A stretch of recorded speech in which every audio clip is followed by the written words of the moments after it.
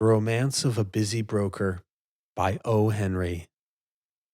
Pitcher had worked for many years in the office of Harvey Maxwell, the stockbroker. Pitcher was a quiet man. He didn't usually let his face show his feelings, but this morning he looked surprised and very interested. Harvey Maxwell had arrived energetically as usual at 9:30. But this morning, the young lady who was his secretary had arrived with him.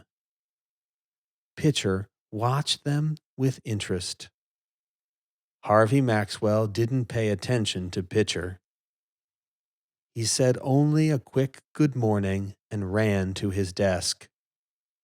He dug energetically into the mountain of letters and telegrams that waited for him. The stockbroker's day had begun. Miss Leslie, the young lady, had been Maxwell's secretary for a year. She was beautiful, and she dressed simply. Unlike some secretaries, she never wore cheap glass jewelry. Her dress was gray and plain, and it fitted her body nicely.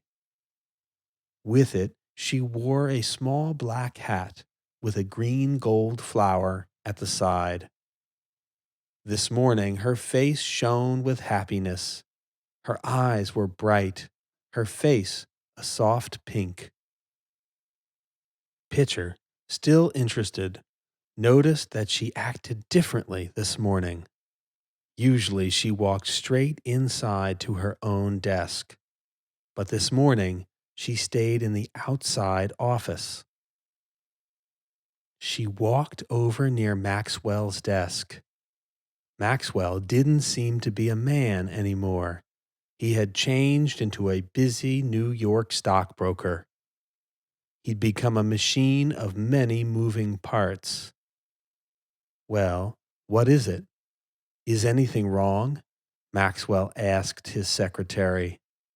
He wasn't looking at her. His eyes were on his mail. Letters and telegrams lay on his desk like snow. "It's nothing," she said softly. She moved away with a little smile. "Mr. Pitcher," she said, coming over to him. "Did Mr. Maxwell ask you to hire another secretary yesterday?" "Yes, he did," answered Pitcher. "He told me to get another one. I asked the secretarial school to send over a few this morning, but it's 9:45 and no one has come yet." "I will do the work as usual then," said the young lady, "until someone comes to fill the place." And she went to her desk at once. She hung up the black hat with the green gold flower in its usual place. Harvey Maxwell was always a busy stockbroker, but today he was even busier than usual. The ticker tape machine began to throw out tape. The desk telephone began to ring. Men crowded into the office, buying and selling, crying and yelling. Boys ran in and out with telegrams. Even Pitcher's face looked more alive. Maxwell pushed his chair against the wall. He ran energetically from ticker tape to telephone, jumping like a dancer. In the middle of all this action and yelling, the stockbroker realized that someone new had arrived. He first saw a high mountain of golden hair under a large round hat. Then he noticed some large glass jewelry. Underneath all this was a young lady. Pitcher saw that Maxwell didn't know who she was. He came forward to explain. "Here is the lady from the secretarial school," Pitcher said to Maxwell. "She came for the job." Maxwell turned around with his hands full of papers and ticker tape. What job? He yelled. His face looked angry.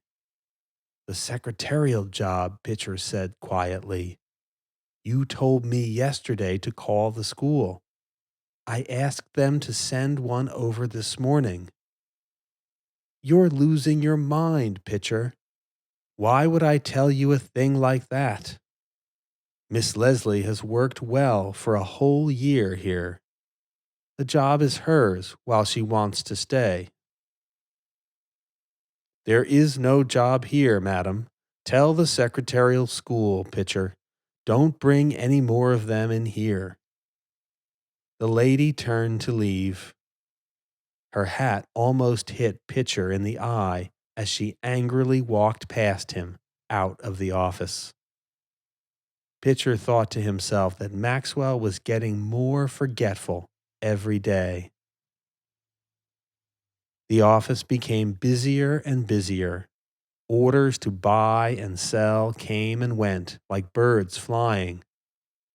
Maxwell was worried about his own stocks too and worked faster and harder. This was the stock market, the world of money. There was no room in it for the world of human feelings or the world of nature. Near lunchtime, everything quieted down. Maxwell stood by his desk with his hands full of telegrams. His pen was behind his ear. His hair stood up on his head.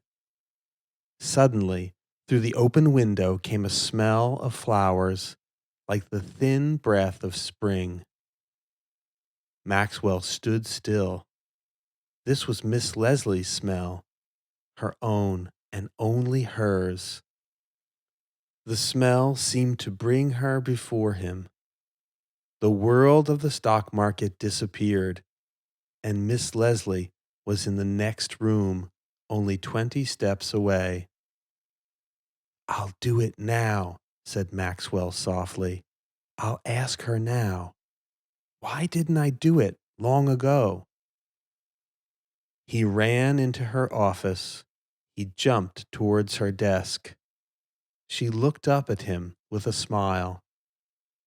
Her face turned a soft pink. Her eyes were kind.